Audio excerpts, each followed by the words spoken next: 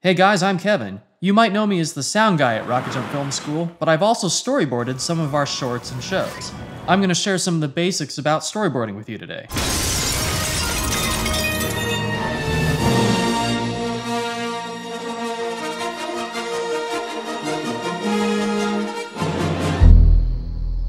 Storyboards are illustrations that represent the shots that will ultimately make up a movie.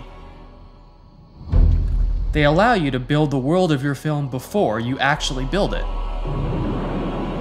There aren't any strict exacting rules on how to do storyboards. Conveying information is what's important. Storyboards are ultimately a technical document, a tool. So it doesn't matter if you're a skilled illustrator or not. This can work just as well as this. Wait, you could take care of this. Yeah, it's no problem. Tell him to put it on my tab. Even if you struggle with perspective or can barely draw a stick figure, you can still convey what types of shots you want and their basic composition. Who storyboards? Typically, the director sits down with a storyboard artist to help articulate their vision.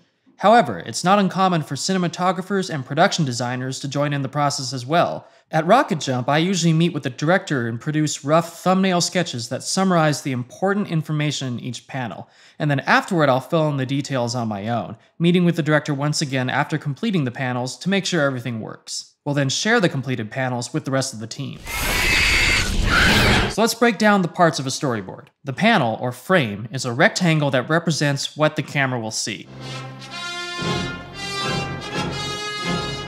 Panels come in a bunch of different shapes. Pick a panel shape that matches your shooting aspect ratio. Square, widescreen, really widescreen. A person drawn really small in the panel is a wide or establishing shot.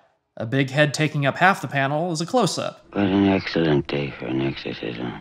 You'd like that? Deciding where you put the person in your frame is the basis of your composition. This may seem really basic, but this has a huge impact on how you prepare for your shoot. These illustrations give your cinematographer a starting point. Things like camera angles, lighting, depth of field, the whole gamut of decisions can be informed by the storyboards. It's also a great way to decide what you'll need out of your locations. Do you really need a giant bottomless pit? Or can you get away with one visual effects wide shot and then cover the rest in tighter shots? Okay, let's talk about arrows. So now that we have a panel with a character in it, let's say that character is moving to the left. By drawing an arrow pointing to the left, we show where that character, or door, or dinosaur is moving. There's no real rule to drawing arrows, and everyone has their own personal style, but what's important is that your arrows are easy to read and make sense. Here's some examples of arrows. Arrows for characters moving towards camera. Arrows for characters moving away from camera. This character's kneeling down. And this character's head is falling off. Arrows within the panel usually mean a subject is moving in the shot. Arrows around the edges usually imply some sort of camera movement. So here, the raptor lunges right, and the camera pans left. Now let's talk about camera movement. Camera movement arrows also aren't really standardized, but let's go over some common ways camera movement is illustrated. Dolly movements are typically done with one arrow, often narrowing a little bit to suggest movement in or out of 3D space. Both dolly shots and zooms can also be illustrated by placing arrows in all four corners of the panel. This shows a widening, or narrowing, of perspective. You can draw a panel within your panel to show how far your dolly or zoom goes.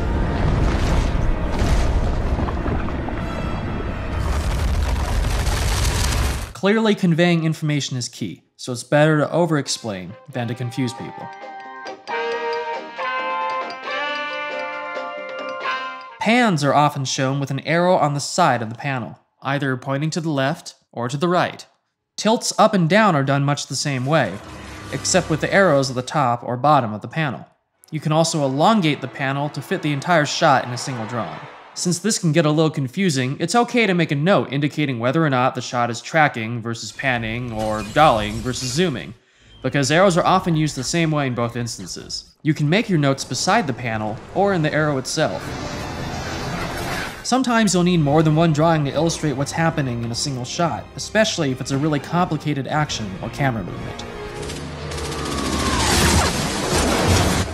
When you take panels with angle, composition, on-screen movement, and camera movement, and then combine these panels into a sequence, you have the foundation of your movie.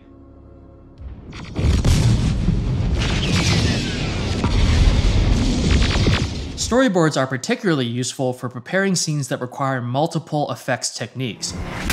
For this scene from Truck Flipper vs. Bus Puncher, we used storyboards to decide what was going to be stunts, what was going to be practical on-set special effects, what was going to be green screen, and what was going to be CGI, based on exactly what kind of action was needed in each specific shot. Without planning ahead, a scene like this would have been impossible to shoot in the amount of time we had available. Storyboards are typically created based off a completed script, but if you're doing a story that's extremely visual, storyboards essentially can be your script, like with Mad Max Fury Road. Since it's such a visual film, the beats were more effectively planned out with pictures than with text on a page.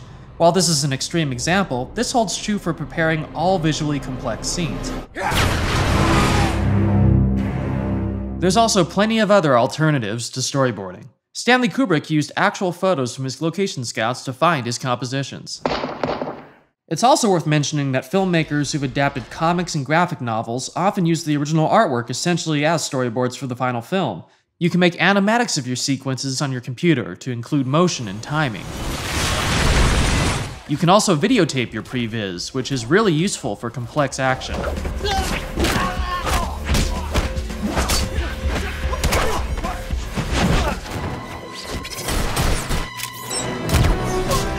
You don't need the actual set, costumes, or magical flying speeder bikes to test out your ideas. In the original Star Wars, George Lucas used real World War II documentary footage to help pre-visualize the space battles. Here they come!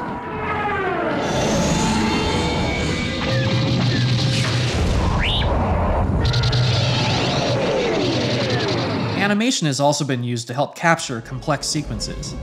Jurassic Park used stop-motion animation to pre-visualize the dinosaur scenes. When the decision was made to use CGI in the final film, they'd already planned ahead in painstaking detail and knew exactly what specific movements the CGI was going to need to be able to do.